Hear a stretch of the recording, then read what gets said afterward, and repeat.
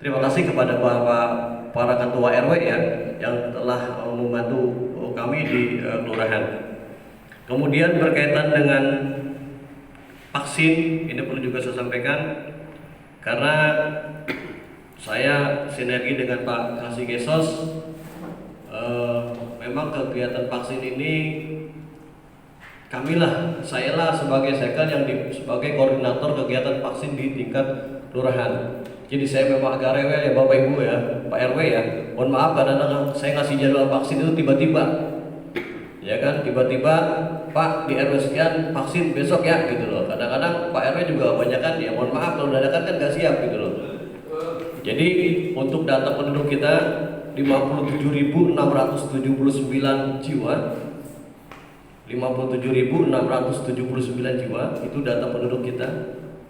Kemudian target vaksin kita artinya usia 12 sampai dengan 60 tahun dalam kondisi sehat itu 47.704 orang.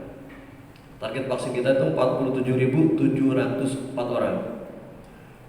Kemudian sasaran target yang sudah tervaksin sampai dengan tanggal 8 November yaitu 42.161 orang. 42.161 orang. Kalau dari target murni itu kita 88,38%. Tapi kalau kita kurangi dengan warga yang pindah dan meninggal itu sudah di atas 90%. Jadi alhamdulillah berkat kerja keras bapak-bapak, para ketua RW, ya kan, capaian vaksin kita sudah melebihi target vaksin tingkat nasional. Kota Bekasi sudah melebihi target vaksin tingkat nasional. Kemudian warga kita yang belum tervaksin itu berdasarkan data yang ada Pak, itu masih 5.543 orang. 5.543 orang. Ini berdasarkan penyisiran, berarti ada yang komorbid, punya riwayat penyakit bawaan, ya kan, atau mereka belum tervaksin karena dosis vaksin itu beda-beda. Ada yang Sinovac itu 1 bulan jaraknya, ya kan, Pfizer ya kan 21 hari, Astra itu 3 bulan. Jadi ketika kita telusuri ke masing-masing wilayah, ada yang takut dengan vaksin, ada yang takut dengan jarum, ada yang mereka juga penyakit bawaan. Mudah-mudahan di Jati Rahayu ini tidak ada yang anti vaksin. Jadi seperti itu kondisi real hari ini berkaitan dengan kegiatan vaksin di wilayah Kelurahan Jati Rahayu. Kemudian berkaitan dengan tupoksi kasih pemerintahan, ini kurang lebih jalan 2 bulan ya. Kita juga prihatin kasih pemerintahan diri Pak Ahmad Yani kondisinya belum membaik. Saya kemarin terakhir komunikasi dengan beliau, katanya beliau mau operasi, tapi berdasarkan hasil MRI-nya mereka tidak dioperasi. Akhirnya mereka tetap berobat jalan dengan terapi, tapi kondisinya alhamdulillah sudah membaik, cuma belum bisa untuk berangkat ke kantor. Jadi mereka masih belajar jalan Pak, karena belajar jalan, tapi kalau kita komunikasi alhamdulillah jalan. Nah, berkaitan dengan topoksinya Pak Ahmad Yani, kasih pemerintahan, ini ada beberapa hal yang perlu saya sampaikan pada sore hari ini Bapak. Ini cukup penting karena kalau undangan yang kami sampaikan itu membahas kegiatan anggaran tahun 2021. Kenapa hari ini saya kemarin komunikasi dengan Pak Lurah, secara mendadak kita mengadakan rapat. Jadi berkaitan dengan kegiatan pemerintahan, memang lagi-lagi saya yang hadir ke tingkat kecamatan. Yang pertama, berkaitan dengan BOP RT dan RW. Ini mohon maaf Pak RW 7 yang kemarin saya lambat menjawabnya Pak. Bapak Japri saya lambat menjawabnya grup RW. Ya. Jadi berkaitan dengan BOP RT RW, saya yang kemarin memang mengikuti kegiatan dan rapat sekaligus, ya kan? Jadi yang cair kemarin 2 bulan itu perlu saya pertegaskan, itu alokasi bulan Mei dan Juni. Bulan Mei dan Juni. Jadi ketika Pak Ahmad Yani masih sehat, mereka baru mencairkan 4 bulan, yaitu Januari, Februari, Maret, dan sampai dengan April. Yang waktu itu dipergunakannya untuk belanja ATK. Itu SPJ-nya sudah kita selesai, bahkan sudah kita laporkan. Kemudian untuk berkaitan bulan Mei dan Juni itu baru mungkin kalau bapak-bapak sudah mengecek sudah dikirim ke rekening para ketua RW dan RT. Itu bulan Mei dan Juni. Kemudian berkaitan dengan alokasi yang kemarin Bapak Ibu tanda tangan pengajuannya itu dari bulan Juli sampai dengan Desember. Juli sampai dengan Desember untuk para ketua RW ini nilainya 625.000 kali 6. 625.000 kali 6 itu 3.750.000. Jadi untuk ketua RW sekali lagi jumlahnya 3.750.000. Silakan nanti kami informasikan. Kemudian untuk para ketua RT ini perlu Bapak RT sampaikan juga ya. Para ketua RT sama, kalau mereka belum ngambil berarti 8 bulan di rekeningnya. Tapi kalau yang sudah ngambil 2 bulan berarti untuk para ketua RT 6 bulan kali 416.000. 6 bulan kali 416.000 jumlahnya 2.496.000. 2.496.000. Tapi kalau para ketua RW belum mengambil berarti itu 8 bulan. 8 bulan dari Mei, Juni sampai dengan Desember, yaitu jumlahnya 625 dikali 8, 5 juta.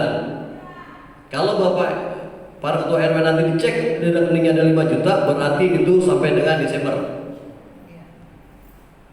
Kemudian para ketua RT kalau belum ngambil juga itu 416 kali 8 jumlahnya 3.328.000. Jadi sampaikan Pak ya, para ketua RT-nya nanti tolong dicek di rekeningnya. Dan kemudian kenapa perlu kami sampaikan? Ini transparan, tidak ada yang kami tutup-tutupi.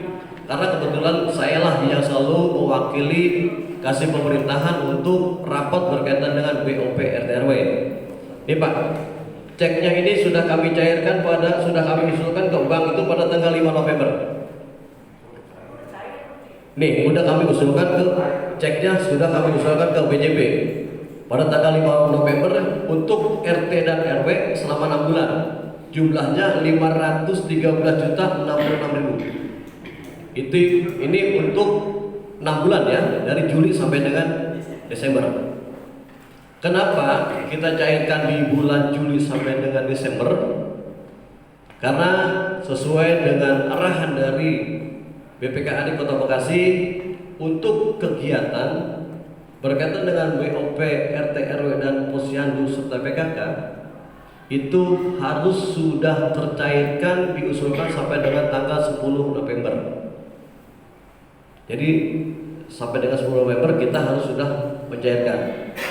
Alokasi di bulan Desember kita tidak bisa lagi mengajukan untuk kegiatan. Jadi Desember itu hanya untuk gaji para pegawai, tidak ada anggaran kegiatan. Jadi berkaitan dengan BOP RT RW, silakan nanti Bapak cek, kita sepakati. Karena ini menyangkut SPJ 8 bulan Pak. SPJ 8 bulan yang harus kita pertanggungjawabkan. Nah ini ada aturan baru, ada perubahan peraturan keputusan wali kota nomor 460 ke 468 Tapung bulan 9 2021. Ini keputusan. Jadi perubahan dari keputusan Wali Kota nomor 149 ke 16 Tapung bulan 1 2021. Kalau yang Januari, Februari, Maret sampai dengan April kemarin para ketua RW dan RT mencairkan untuk dipergunakan untuk ATK dan alat kebersihan. Dari perubahan ini boleh dipergunakan untuk biaya makan minum. Jadi boleh dipergunakan untuk biaya makan minum. Kenapa? Di sini ada kalimat biaya makan minum. Itu akan lebih lunak untuk pembuatan SPJ-nya, Pak. Contoh, ini saya ambil contoh. Selama kegiatan COVID, Pak RW kan sering mengeluarkan biaya untuk kegiatan makan minum. Ya kan? Berarti itu nanti SPJ-nya bisa kita buat kegiatan makan minum, kegiatan vaksin, kegiatan war-war, kegiatan penanganan COVID. Bisa juga dipergunakan untuk pembelian hand sanitizer untuk warga masyarakat. Bisa juga untuk kegiatan fogging atau penyemprotan disinfektan di wilayah. Jadi maka kalimatnya sekarang dirubah, ada biaya makan minum. Seandainya bapak-bapak nih kita beli masker dalam penanganan COVID, silakan. Ya kan? Untuk beli hand sanitizer silakan. Ya, jadi kalimatnya terus seandainya wah Pak, tetap saya karena duitnya ada juga tetap aja saya beli ATK dipersilakan. Jadi kalimatnya sekarang SPJ-nya lebih diperluas. Kalau kemarin kan kita terpaku cuma untuk ATK, ya kan, sama alat kebersihan. Jadi untuk SPJ saya kembalikan kepada para ketua RW. Kalau yang lalu itu kan kita belanja di kelurahan yang belanja, ya kan, baik yang beli kursi, yang beli jas hujan, yang beli sepatu bot, beli pengki, beli sapu. Mohon maaf, nanti hari ini pun kita selesaikan, ya kan, apabila para ketua RT yang ada usulan barangnya belum sampai, kita akan selesaikan. Karena di ruangan gudang kami itu masih banyak sapu yang belum diambil, Pak. Ya, nanti ya kan kita inventarisir, jadi barang RT mana saja yang belum ambil barangnya. Ya kan, nanti tolong disampaikan. Jadi berkaitan dengan SPJ yang harus kita buat selama 8 bulan, dan mohon maaf, SPJ ini harus kami selesaikan sampai dengan tanggal 30 November, Pak. Waktunya mepet. 30 November. Waktunya kurang lebih tinggal 15 hari. Ya kan? Nah, sekarang saya kembalikan ke Bapak Ibu nanti bertanya, silakan. Apakah SPJ-nya itu tetap kami buatkan atau Bapak mau belanja sendiri buatnya kasih ke kami? Tapi kalau dari 171 RT, saya khawatir, saya khawatir, ya kan, ada yang belum menyampaikan. Saya khawatir seperti itu. Tapi kalau seandainya nanti para ketua RT mampu menyelesaikan bon pembelian barangnya, silakan. Cuma gini Pak, untuk bon belanjanya itu jangan digabung ya, jadi per bulan. Jadi bulan Juli Bapak beli apa, gitu loh. Agustus beli apa, ya kan? September beli apa, Oktober, November itu beli apa. Ya, gitu. Jadi seperti itu. Silakan kalau seandainya Bapak Ibu mau belanja sendiri, kami terima bonnya, kami terima. Gitu. Jadi kalau yang dulu kan gini, barang kita belanja, ya kan, terus SPJ-nya 50.000, ya kan, seperti itu. Tapi sekarang kalau seandainya Bapak Ibu usul Pak, kita beli barang lagi, ya silakan. Tapi kalau seandainya karena ini sudah diperluas untuk biaya makan minum, silakan aja bonnya Bapak belanja sendiri, bonnya akan kami akan laporkan untuk SPJ-nya. Karena ini termasuk dana APBD yang harus kita pertanggungjawabkan di akhir tahun.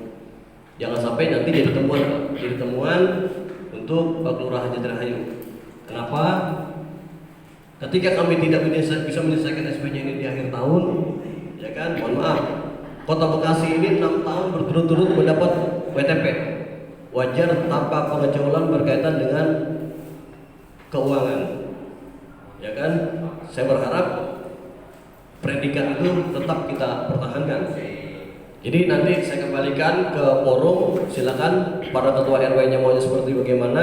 Kalaupun, mohon maaf, kalaupun SPJ-nya nanti dibuatkan oleh kelurahan, saya persiapkan staf di pemerintahan untuk mengerjakannya, ya kan? Untuk mengerjakannya. Nah, nanti kita sepakati dari, mohon maaf, Pak RW ini 3.750.000 atau 5 juta nih ya. 5 juta kalau 8 bulan, ya kan? Ya udah, uang SPJ-nya 50.000 Pak, silakan diselesaikan. Kalau seperti itu, ya kan saya prior aja, biar nanti, ya kan, lebih selesainya lebih barang, lebih cepat gitu loh. Ya, karena begini, khawatirnya antara RT yang satu dan RW yang lain, SDM-nya tidak sama, ya kan? Ada yang mengerjakan, ada yang belum. Itu berkaitan dengan BOP RT RW ya Pak, paham ya Pak? Saya rasa para ketua RW pahami dan sampaikan ke para ketua RT-nya. Kemudian berkaitan dengan BSU, bantuan subsidi upah, ini juga saya sedikit agak bingung. Dari awal BSU untuk RT RW ini digulirkan karena tidak ada konfirmasi ke pihak kelurahan, ya kan? Tidak ada konfirmasi ke pihak kelurahan. Jadi salah satu waktu itu pihak Bank Mandiri menemui kami, dia menyampaikan Pak, ada 220 orang pengurus RT RW yang dapat dana BSU, ya kan? Nah, saya bilang kalau 221 orang itu kan satu RT-nya ada sekretaris bendahara, jumlahnya kan harusnya 500 sekian orang sebenarnya, tapi cuma 220. Nah kemudian ini ternyata ada tahapan Pak. Tahapan pertama itu 220 orang. Kemudian ada juga data tahapan kedua. Data tahap kedua, kalau saya baca ini, mohon maaf, Pak Komarudin juga ada namanya di sini nih. Ya, di tahapan ketiga malah Pak Komar saya lihat namanya nih. Nah termasuk almarhum rekan kita. Kalau saya lihat ini Pak Yusuf, terus Pak Haji Tony juga masih ada namanya. Nah ini daftar namanya baru saya terima kemarin Pak. Mudah-mudahan para ketua RT, RW, jajaran pengurus namanya masuk di data penerima BSU. Alhamdulillah sih Pak. Ya, kemudian gini, kalau seandainya BPJS ketenaga kerjaan Bapak Ibu tidak cocok, ada sisi nomor NIK, tidak cocok dengan nomor NIK, silakan menghubungi ke Saudara Aris, karena dialah yang saya tugaskan membackup kegiatan BSU, RT dan RW.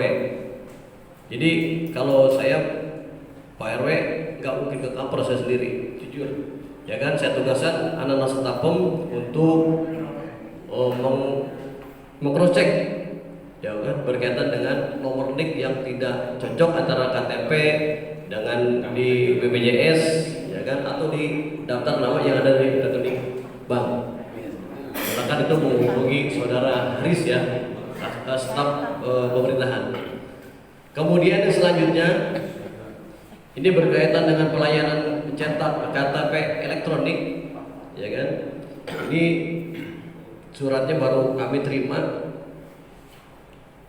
Pelayanan rekaman EKTP berdasarkan belangko EKTP Direktorat Jenderal Kependudukan dan Pencatatan Sipil Kementerian Dalam Negeri saat ini terbatas, sangat terbatas mulai tanggal 1 November 2021. Dengan ini disampaikan hal sebagai berikut.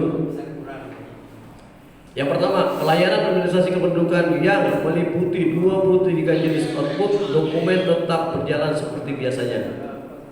Kemudian, ketersediaan belangko KTP elektronik yang terbatas diprioritaskan untuk perekaman baru. Ya kan, berarti KTP yang baru, yang rusak atau masih bisa dibaca berarti masih bisa ditunda. Kemudian pencetakan untuk penggantian KTP elektronik yang rusak hilang, penggantian elemen data akan diberikan biodata kependudukan warga negara Indonesia sebagai bukti keabsahan dokumen kependudukan, berarti modelnya dikasih suket.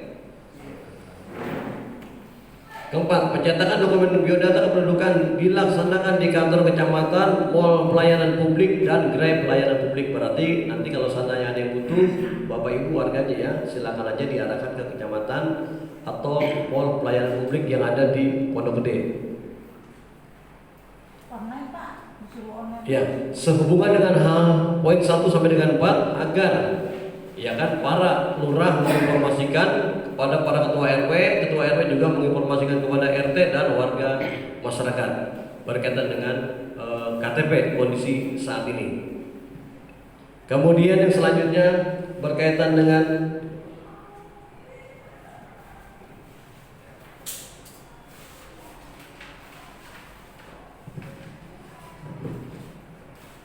ini Pak, kalau jabatan double kayak gini nih, rangkap. Berkaitan dengan masa bakti para ketua RT dan RW di wilayah Kelurahan Jatirhayu. Jadi kalau kemarin banyak para ketua RT yang jabatannya masa bakti sudah habis dan sudah banyak juga yang melaksanakan pemilihan. Saya menerima surat dari kecamatan berkaitan dengan masa bakti para ketua RW yang akan berakhir. Ini perlu saya bacakan. Ketua RW 05 Pak Haji Pras ya. Pak Haji Pras tanggal SK-nya itu 31 Desember 2018. Ya kan? Masa baktinya sampai dengan 2018 sampai dengan 2021 Desember akhir. Kemudian Ketua RW 010 Burahma tanggal SK-nya 21 November 2018, masa baktinya sampai dengan 21 Desember 2021. Kemudian RW 015 Pak Didi Agus tanggal SK-nya 17 Desember 2018, masa baktinya sampai dengan 17 Desember 2021. Kemudian RW 017 ini sudah ada PLT-nya. Pemilihannya kapan Pak Dwi? Tanggal 14. Tanggal 14 pelaksanaan ya. Insya Allah kan kita hadir Pak Lurah. Kemudian RW 020 Pak Eri Sadewo tanggal SK-nya 17 Desember 2018, masa baktinya sampai dengan 17 Desember 2021. Kemudian RW 021 Pak Purwoto, masa baktinya sesuai dengan SK tanggal 6 Desember 2018, tanggal SK-nya. Kemudian masa baktinya berakhir sampai dengan 6 Desember 2021. Kemudian Ketua RW 022 Pak Yulianto, tanggal SK-nya 20 Agustus 2018, masa baktinya sampai dengan 20 Agustus 2021. Habis nih Pak. Habis, sudah ada pembentukan panitia di RW 22. Kemudian untuk RW 04 ini Pak Poromadi ya, ini udah di PRT-kan masa bakti sesuai dengan SK-nya 25 Agustus 2021. Ini sesuai dengan masa baktinya mereka lanjut sampai dengan 25 Februari 2022. Ini sudah di PRT-kan. Itu. Pemilihan besok tanggal 14. Tanggal 14 pemilihan. 14 ya. Ya, baik, berarti 2 RW yang akan melaksanakan pemilihan di tanggal 14 November. Kemudian para ketua RW yang masa baktinya sudah hampir berakhir, silakan untuk membentuk panitia kecil, ya kan? Tetap Pak, aturannya apakah itu nanti di PLT kan tetap aja kita bentuk panitia kecil. Kenapa? Karena di Jatirhayu ini ada kegiatan PTS ya Pak, ini agak memang harus kita sikapi juga, ya kan? Karena kegiatan PTSL ini yang terlibatkan para ketua RW yang ada sekarang. Itu kecuali kalau yang di perumahan. Tapi yang di perkampungan juga sudah banyak yang melaksanakan pemilihan ketua RT di Pak RW 03 juga sudah ya Pak ya. Itu karena berkaitan dengan PTSL ini adalah bukan programnya nasional, jadi program lokal, ya kan, ini yang tetap harus kita kawal, ya kan. Kalau 2019 pemilihan ketua RT dan RW ditangguhkan karena ada berkaitan dengan pemilihan umum, jadi ada juga dasar hukumnya untuk ditunda pelaksanaan pemilihan ketua RW-nya. Itu kalau sekarang ini saya hanya menyampaikan atas perintah dari pihak kecamatan, karena untuk ketua RW itu yang mengeskakan adalah pihak kecamatan. Kalau para ketua RT yang mengeskakan adalah kelurahan atau Pak Lurah.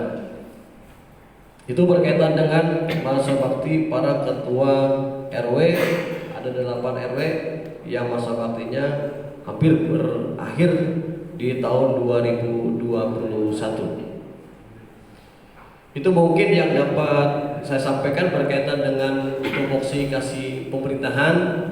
Nanti silakan berkaitan dengan SPJ BOP RT RW kita urung rembuk bagaimana yang terbaik, bagaimana yang tercepat, karena kami ini dikejar target Pak, dikejar target harus bisa menyelesaikan SPJ BOP RT RW. Jumlahnya juga cukup banyak Pak. Yang kemarin 4 bulan aja kami keteteran, kalau sekarang 8 bulan. 8 bulan waktunya sudah di akhir tahun. Karena ketika ini tidak bisa kita selesaikan, kita nanti akan dapat temuan dari inspektorat. Itu juga dampaknya agak repot juga untuk kita yang ada di wilayah. Jadi saya kerja keras, saya akan coba selesaikan, nanti tergantung dari kesepakatan para ketua RW bagaimana baiknya menyikapi SPJ yang harus kita selesaikan. Karena uangnya sedikit lebih sedikit, tapi SPJ-nya harus kita selesaikan karena ini BOP. Ya kan, kalau yang lalu kan Bapak cuma tanda tangan udah selesai. Kalau sekarang cuma saya bilang tadi, saya ada keringanan di situ, ada biaya makan minum. Ya kan? Nah, kemudian untuk makan minum itu Pak tidak perlu stempel rumah yang rumah makannya ada NPWP-nya. Contoh, kemarin juga sempat saya tanyakan, Pak Sakal, apa mungkin tukang gorengan itu ada NPWP-nya? Kan juga tidak mungkin. Saat Bapak melaksanakan kegiatan kerja bakti, itu kan pasti beli gorengan, beli buah, beli minum, ya kan? Tidak semua warung yang kita beli itu punya NPWP, ya kan? Berkaitan dengan hal seperti itu, berarti bonnya cukup distempel oleh RT, ketua RT, ya kan? Karena ketua RT yang belanja. Jadi seperti itu disimpulkan lagi. Makanya kemarin ini juga banyak saya pertanyakan karena berkaitan dengan para ketua RT dan RW yang ada di wilayah. Nanti kita diskusikan Pak, silakan nanti ditanyakan seperti bagaimana kita enaknya agar semua kegiatan ini kita bisa selesaikan di akhir tahun. Mungkin dari saya itu dulu, sebelum kita akhiri saya persilakan untuk yang terhormat ketua forum kita untuk memberikan arahan atau pandangan atau saran serta masukan untuk kita semua. Kepada Bapak Ketua Forum RW kami persilakan.